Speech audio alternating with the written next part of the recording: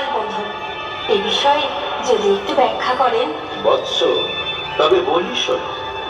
কৈকেয়ীর ষড়যন্ত্রে পিতা দশরথের আদেশানুসারে রামচন্দ্র ভ্রাতা লক্ষ্মণ ও পত্নী সীতার সঙ্গে 14 বৎসর বনবাস জীবন পালন করেন।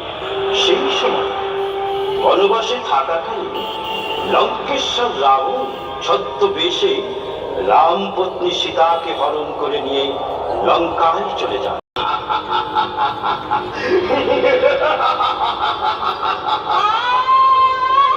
কে কোথায় আছো?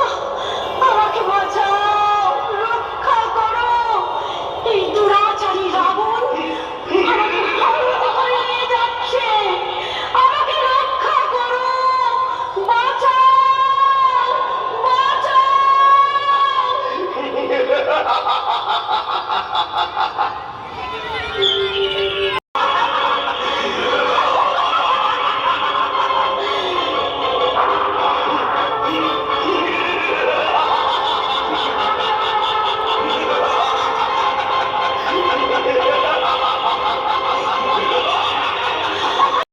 আমি হয়তো সীতাকে উদ্ধারে ব্যর্থ হলাম। সেই কারণেই আমি আর অযোধ্যায় প্রত্যাবর্তন করব না। এই সমুদ্রের জলেই আমি আমার প্রাণ বিসর্জন দেব, আমার প্রাণ বিসর্জন দেব। পিতা ব্রহ্মা, শান্ত হও রঘুপতি, শান্ত হও। এখন বিলাপের সময় নয়।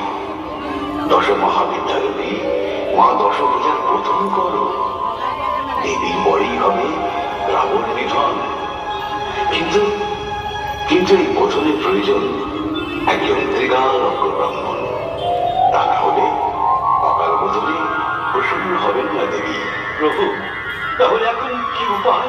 উপায় সাধু অবর্ষ পূজিতা समाचष्ट समागम्य दैत्यराजाय विस्तरान् तस्य दूतस्य तद्वाक्यम् आकर्ण्य असुररात् ततः सक्रोधः प्राह दैत्यानाम् अधिपं धूम्रलोचनम्।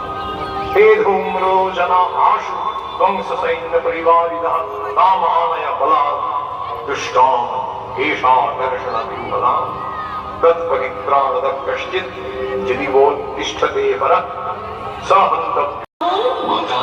আমার পুজো সম্পন্ন না করে তুমি এই স্থান ত্যাগ করছো, কিন্তু আমি কেমন করে তোমায় পরিত্যাগ করব পুত্র? মাতা, মাতা আমার প্রণাম গ্রহণ করো।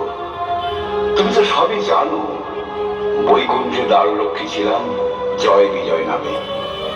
মুনির অভিশাপে মর্তে পতন রাবণ ও কুম্ভকর্ণ নামে। নারায়ণ স্বয়ং ধরায় আবির্ভূতা হয়েছেন আমাদের উদ্ধারের জন্য। মাতা, আর কি প্রয়োজন? তোমার মনোবাসনা পূর্ণ হোক পুত্র, নারায়ণ পদে মতি হোক তোমার।